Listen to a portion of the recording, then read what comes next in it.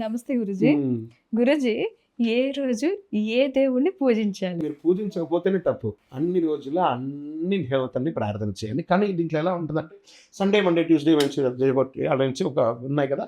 ఆ గ్రహాలకు అధిపతి అయినటువంటి దేవుళ్ళకి ఆ వీర్యం అనేది ఎక్కువ ఉంటుంది ఆ రోజు. ఓకే. ఆ సమయంలో పూజిస్తే చాలా మంచిది అని అంటారు. హ్మ్. అందుకని ఈ దేవుడిని పూజించాను కాబట్టి నేను no tomorrow your days tomorrow Monday అని అని చెప్పి అనకూడదు. వాళ్ళది పక్క దేవుడిని అనకూడదు. అనొద్దు. ఓకే. సమతుల్యం పాటించాలి అన్నిట్లోనూ. మీకు ఇప్పుడు భోజనానికి కూర్చున్నారు. హ్మ్. ఇప్పుడు భోంచేస్తారు కదా వెళ్ళగానే. అవును. బ్రహ్మాండంగా తింటారా? లేదా స్టైల్‌గా తింటారా? కొంచెం కొంచెం అలా అలా హాయ్ హాయ్ హాయ్ అని తింటారా? తినడం అయితే బ్రహ్మాండంగా తినడమే. అన్నీ పప్పు, ఉప్పు అన్నీ కుమ్మేయడమే కదా! కలుపుకొని చేస్తాం. మరి ఒట్టి అన్నం పెడితే మీరేం చేస్తారు? ఎలా తినాలని ఆలోచిస్తాను. అప్పుడు కర్రీ రాముడు, సాంబార్ కృష్ణుడు, ఇంకోటి పచ్చడి అమ్మవారు. ఓకే. ఇలా ఒక్కొక్కటిగా ఇవన్నీ లేకపోతే అది తినబుద్ధి కాదు. పూర్తిగా కదా! తిందాం అనిపించదు. కదా! ఆ! అప్పుడు ఏం చేయాలంటే అన్నీ ఉండి ఈరోజు ఆదివారం సూర్య భగవాన్ని ప్రార్థన చేస్తాను. ఆ పర్టిక్యులర్ కర్రీని కొంచెం ఎక్కువ తిన్నాం. హ్మ్. దీన్ని భోజనంతో కంపేర్ చేసుకుంటాం. ఓకే. అప్పుడు మీకు ఐడియా ఉంటుంది. సోమవారం శివుడికి ఇది నేను గడ్డలు, కూరలు అలాంటివి కలుపుకొని తింటాను. ఒట్టి అన్నం అనేది బై ప్రోడక్ట్ మీ భక్తి. హ్మ్. హ్మ్. అన్నం ఈజ్ యువర్ భక్తి. యువర్ భక్తి. Okay. It is all add on. హ్మ్. హ్మ్. ఏ దేవుడు లేకుండా ఈ అన్నం కలపలేము. అవును. అందరూ కావాల్సిందే. మంగళవారం హనుమంతుడు, సుబ్రహ్మణ్య స్వామిని ప్రార్థన చేద్దాం. హ్మ్. ఇంకో ఐటమ్ని కలుపుకుందాం. క్లియర్. బుధవారం గణేశుడికి చాలా మంచిది, అయ్యప్ప స్వామికి చాలా ఇష్టమైనటువంటిది కలుపుకుందాం. గురువారం విష్ణువు జ్ఞానాన్ని కలిగించేవాడు దక్షిణామూర్తి అలా ప్రార్థన చేస్తాం. గురువు భగవాన్ దత్తాత్రేయుడు ఇలాంటి ప్రార్థన చేద్దాం. అది ఒకటి కలుపుకుందాం.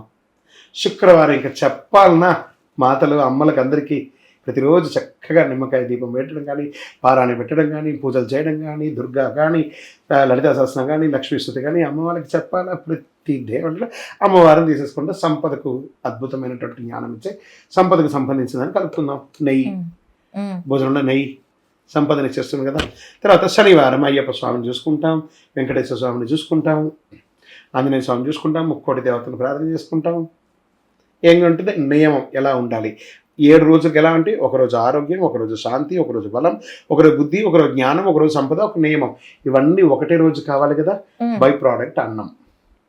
అదే మీరు ఇప్పుడు ఏ దేవుని పూజించాలి, ఏ రోజు పూజించాలి మీ ఇష్టం. అయితే గురూజీ, శనివారం మనకి అయితే పూర్తిగా ఉపవాసం ఉండాలి అంటారు. వారంలో ఒక రోజు ఖచ్చితంగా ఉపవాసం ఉండాలి అని అంటారు. ఇది ఎందుకు? స్థిరవారం. ఒక వారంలో ఒక రోజును కాదు, అమావాస్య రోజు ఉంటారు, కొంతమంది పౌర్ణమి రోజు ఉంటారు, ఏకాదశి రోజు ఉంటారు. ఎందుకంటే మనకు శరీర శుద్ధి అవుతుంది ఫస్ట్. ఓకే. ఓవరాల్ ఉండడలా ఏం చెప్పారు, ఆ యొక్క భోజనం చేయకుండా ఉంటే అంత అద్భుతం. లంఘనం పరమ ఔషధం అని అంటారు. అవును. పరమ ఔషధం అంటారు. ఇది ఇంకొకటి, దీనికి ఒకటి చిన్న ఉదాహరణ కూడా చెప్తాను. ఏ రోజు ఉపవాసం ఉండాలి అనడానికి. మనకంటే కూడా నోరు లేని జంతువులకి ఎక్కువ తెలుసు దీని గురించి, లంఘనం గురించి. ఇప్పుడు మీరు చూడండి, ఇంట్లో ఒక పెంచుకుంటూ ఉంటారు, ఒక కుక్క పిల్లను పెంచుకుంటూ ఉంటారు. అలా నడక కోసం తీసుకెళ్తూ ఉంటారు. తీసుకెళ్తూ ఉంటే ఆ వీధిలో ఉన్న ఒక 2-3 కుక్కలు దాని మీద ఎప్పుడు గాండుగానే ఉంటుంది. ఇది ఎప్పుడు రా దొరుకుతుందా అని. ఒకరోజు దొరికిపోతుంది. అందరూ వరుసలు పెట్టి కుట్టేస్తారు దాన్ని. 3-4 కుక్కలు వచ్చి మళ్ళీ యజమాని తీసుకుపోయి ఇంటికి తీసుకెళ్ళిపోతాడు.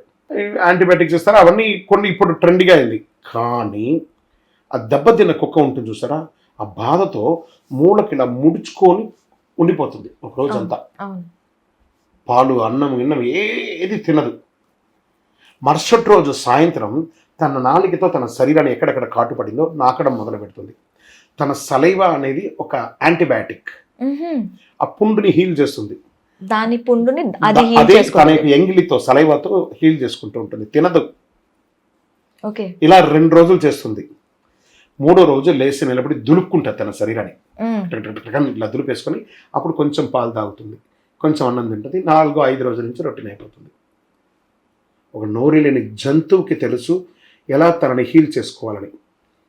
అందుకే ఈ ఉపవాస దీక్షలంతా కూడా పూర్వీకులు పెట్టింది ఏమంటే ఆ లంఘనం ఒకరోజు ఉండడం వల్ల శరీరంలో ఉన్నటువంటి ఎండుతుంది, లోపల ఉన్నటువంటి కొలెస్ట్రాల్ అన్నీ కూడా ఎండిపోయి మూత రూపంలో దొడ్డి రూపంలో బయటికి వచ్చేసి ఫ్రెష్ అవుతుంది, రిఫ్రెష్ అయిపోయి బాడీ మళ్ళీ కావాల్సినంత దీనికి ఉంటుంది.